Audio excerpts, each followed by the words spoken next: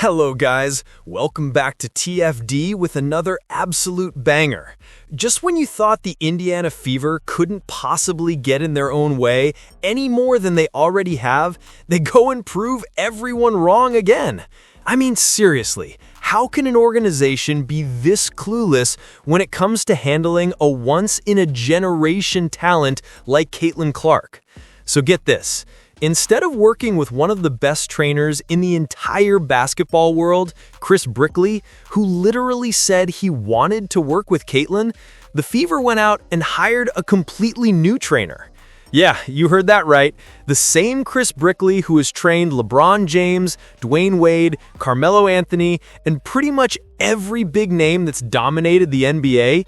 Every offseason, all the top draft picks and rising stars go straight to him to level up their game. But not Caitlin Clark.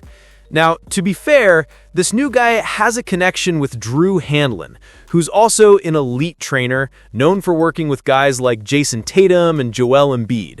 So there's some hope. But let's be honest, the Fever's track record doesn't exactly inspire confidence. Last season's off-season training program was a complete disaster. They had her doing stuff that didn't even make sense for her game. It got so bad that even LeBron James and Steph Curry indirectly confirmed that all that unnecessary weight training probably messed with her shot mechanics and may have even contributed to her injuries.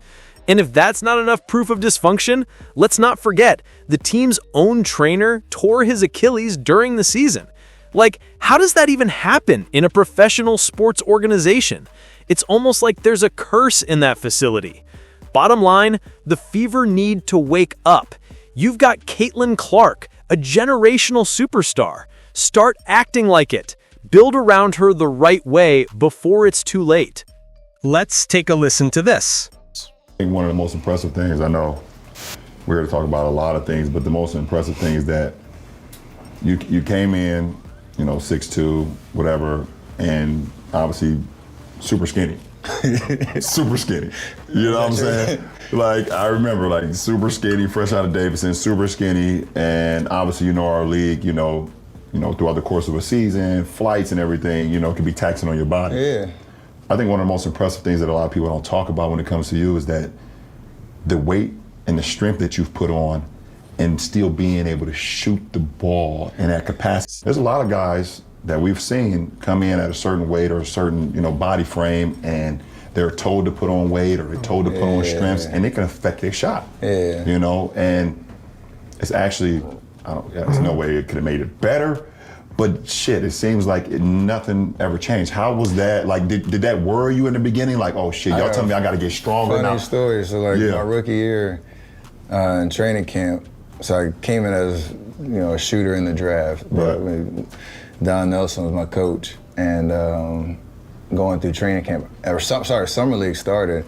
I think I probably shot low 30s from three in summer league. And then you're coming into training camp, a couple months later, still working, getting through, trying to get comfortable with where shots are coming from. And Don Nelson, he went in the weight room, because to your point, I came in 180 pounds maybe. Mm-hmm. They were trying to get me in the weight room, doing all these lifts. And I'm shooting like trash in training camp the first week. He walked in there and cussed out everybody in the room. It was like, y'all killing the shot. He's lifting too much weight. And to me, I didn't just want to get stronger. Most of it was just vanity. Hey, man. I look better in the jersey. All these mirrors around here. Y'all telling me I gotta look like this? No, I'm trying to look like the pop. Give me something. But I didn't even think about it in terms of shot. I know that there's a range of body composition that matters to making sure everything moves right. So if you're doing a big transformation, it can't change how your body moves. Right. I never thought I could get to that point. Body composition that matters to making sure everything moves right. So if you're doing a big transformation, it can't change how your body moves. Right.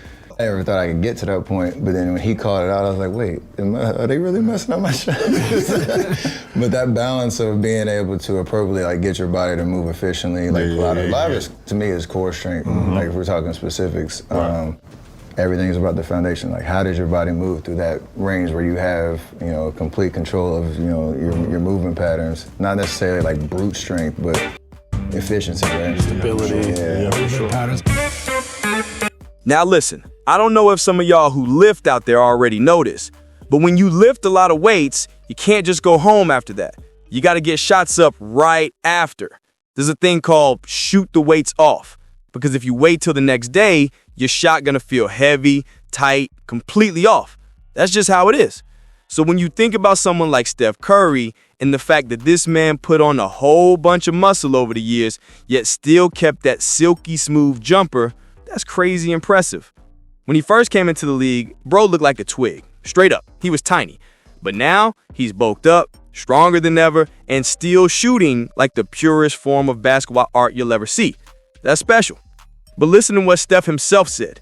He said when he first got to Golden State, they had him in the weight room doing all these heavy lifts and strength routines. Then Nelson even had to step in at one point and say, yo, y'all are messing up his shot with all this weight training. Because see, there's a science to this.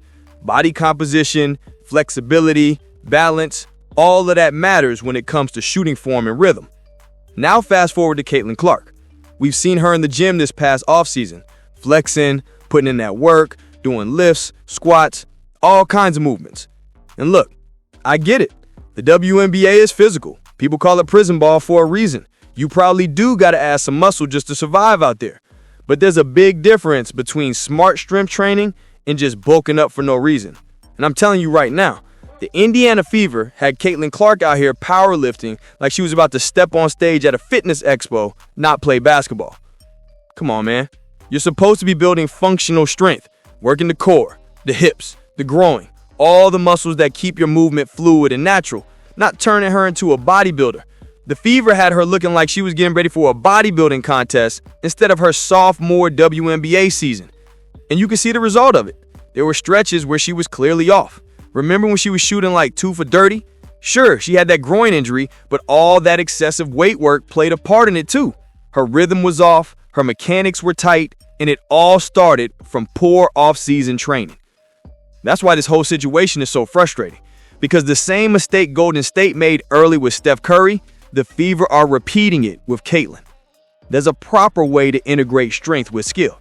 You don't just throw your franchise player into a weight room and tell her to bulk up like she's about to step on stage at a fitness expo. That's not how it works. Caitlin's strength should have been built around explosiveness, agility, flexibility, things that complement her elite shooting, not restrict it. Her shot is her superpower, man, and the last thing you want to do is mess with that. You have to protect that. Instead, they had her overtraining, overlifting, and what happened? She got injured in training camp. Let that sink in. She got hurt before the preseason even started, before the game against Brazil, before her first triple-double, before she even stepped on the court for real. She was already dealing with an injury. And who was she training with the whole offseason? The Indiana Fever staff. That's all you need to know. It's pure incompetence, straight up malpractice. You had one job. Keep your generational talent healthy and ready, and you failed before the season even began. Fans don't trust y'all anymore. And honestly, they shouldn't. We don't want Caitlin training in Indiana during the offseason ever again. Not after this. She needs her own people, her own trainers, her own program. Professionals who understand her body, her game, and how to maximize her skill set without breaking her down. Because this team has shown time and time again, they don't know what they're doing. They nearly ruined her before her second season even got started. All this girl wants to do is play basketball, make history, and lead this team to success. But she can't do that if the staff around her keeps setting her up to fail. The Fever need to wake up. Either they fix their approach immediately or they get out of her way. Let her work with people who know what the hell they're doing, because right now, it's clear they don't. Anyway, get down in the comments and tell me what y'all think about this whole situation. Do you think the Fever overtrained Caitlin Clark? Do you trust them to handle her development? Because I sure don't. Make sure to like, comment, subscribe, and share, and we'll be back soon with another banger.